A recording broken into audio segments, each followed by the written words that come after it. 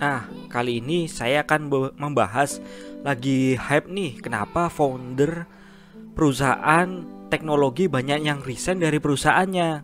Temukan jawabannya ya. Jadi, kenapa founder resign dari perusahaannya? Ada perusahaan yang kinerjanya melejit setelah foundernya mundur, tapi ada juga yang jadi seperti anak ayam kehilangan induknya, anak sapi kehilangan induk sapi.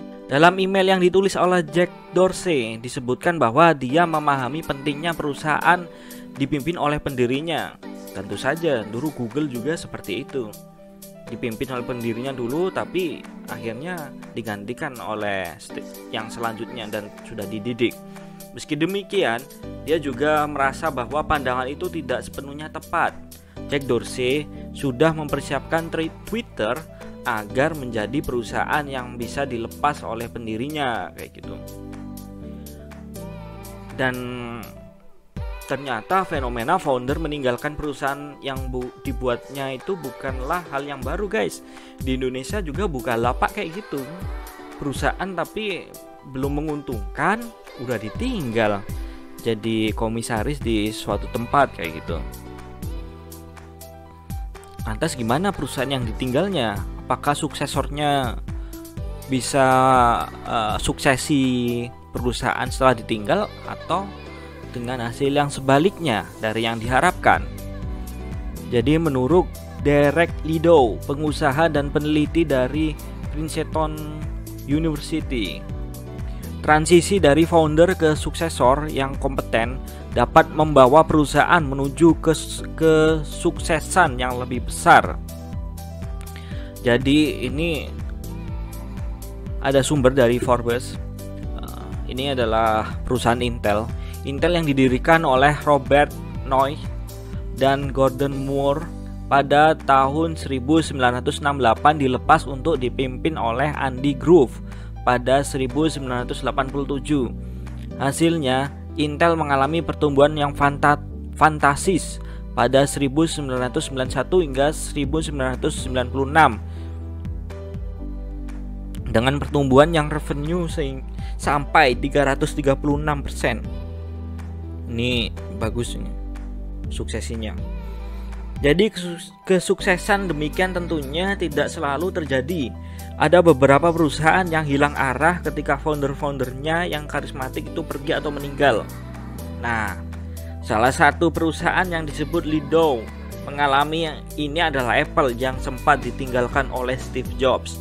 Jadi kalian tahu kan, di filmnya juga ada ketika Steve Jobs meninggalkan Apple tahun 85-an itu. Waktu itu CEO yang diangkat sendiri oleh Apple, CEO dari perusahaan Pepsi. Ketika itu si CEO-nya Steve Jobs meyakinkan bahwa kamu mau nggak jadi CEO di Apple? Apakah kamu akan menghabiskan waktu sampai tua jualan gula?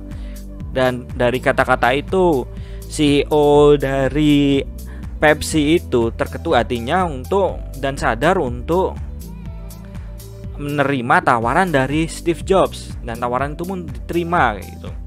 Dengan diterima tawaran itu, dia sekarang menjadi CEO-nya Apple. Tapi naas, CEO yang ditunjuk oleh Steve Jobs sendiri itu menendang pantat Steve Jobs untuk keluar. Dan setelah keluar dari Apple, ditinggal Steve Jobs, Apple kehilangan arah sampai akhirnya Steve Jobs diundang kembali oleh Apple menjadi CEO-nya kembali. Dan sejak saat itu keluarlah produk-produk inovasi, mulai dari iPhone, iPad, dan seterusnya yang mendongkrak revenue dan profit dari Apple. Sampai segitunya ya guys, kalau perusahaan ditinggal oleh founder yang karismatik. Nah, pada hari ini ada beberapa founder yang masih memimpin, tapi disebut mulai tidak kompeten dalam memimpin perusahaannya. Dua diantaranya adalah Elon Musk dan Larry Page. Wah, Larry Page ini pendiri Google guys.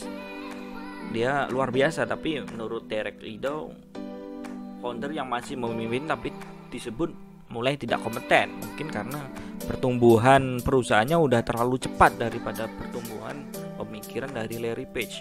Tapi tidak dipungkiri juga, Larry Page adalah seorang yang luar biasa. Dia inovator. Buat Google dan mengembangkan YouTube adalah prestasinya. Elon Musk belum mempersiapkan Tesla untuk bersaing dengan pendatang baru di pasar mobil listrik. Sementara Larry Page, menurut laporan Bloomberg, makin tidak fokus menghadapi masalah-masalah di Google dan lebih banyak menghabiskan waktunya di pulau pribadinya di Karibia. Ya bebas lah guys, sudah kaya kan, mau jalan-jalan mah. Oke. CEO sekaligus founder dibutuhkan pada awal-awal bisnis untuk menunjukkan apa yang perlu dilakukan. Sementara ketika bisnis sudah besar, yang lebih dibutuhkan adalah cara menjalankannya. Dengan kata lain, saat memulai bisnis, yang dibutuhkan memang adalah inovasi dan ide gila seorang founder.